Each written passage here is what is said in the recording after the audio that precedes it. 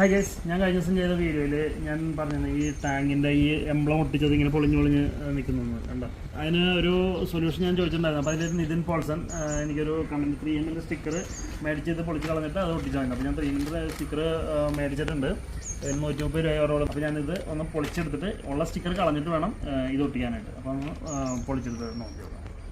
Case നമ്മൾ emblem പൊളിച്ചെടുക്കുന്നതിന് മുമ്പ് ഒരു ചോക്ക് കൊണ്ട് ചെറുതായിട്ട് ചുറ്റൊന്ന് വരച്ചതിന് ശേഷമാണ് എംബ്ലം പൊളിച്ചെടുത്തത്. കാരണം വെച്ചിട്ടുണ്ടെങ്കിൽ ഒരു സ്മൂത്ത് വാട്ടർ പേപ്പർ കൊണ്ട് അതിൻ്റെ അകത്ത് ചെറുതായിട്ടൊന്ന് റഫ് ചെയ്തതിന് ശേഷമാണ് ഇത് ഒട്ടിച്ചിട്ടുണ്ടെങ്കിൽ ഇതിനോട് സ്ട്രോങ് ആവും. അതിന് വേണ്ടിയിട്ടായിരുന്നു.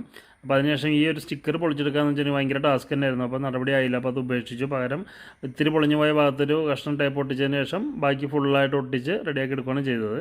അപ്പോൾ റെഡി ആയിട്ടുണ്ട്. അപ്പോൾ അതിന് ശേഷം നമ്മളിത് ടാങ്ക് ഇത്തിരി റബ്ബിംഗ് കോമ്പൗണ്ട് വെച്ച് ഫുള്ളായിട്ടൊന്ന് റബ്ബ് ചെയ്ത് റെഡിയാക്കിയതിന് ശേഷമാണ് ഈ പുതിയ എംബ്ലം സ്റ്റിക്കർ പൊളിച്ച് കളഞ്ഞിട്ട് ഒട്ടിച്ചത്. അപ്പോൾ ഒട്ടിച്ച് കഴിഞ്ഞപ്പോൾ സംഭവം സ്ട്രോങ് ആയിട്ടുണ്ട്, അടിപൊളി സെറ്റായിട്ടുണ്ട്. ഇപ്പോൾ ഒരു കുഴപ്പമില്ല, അടിപൊളി.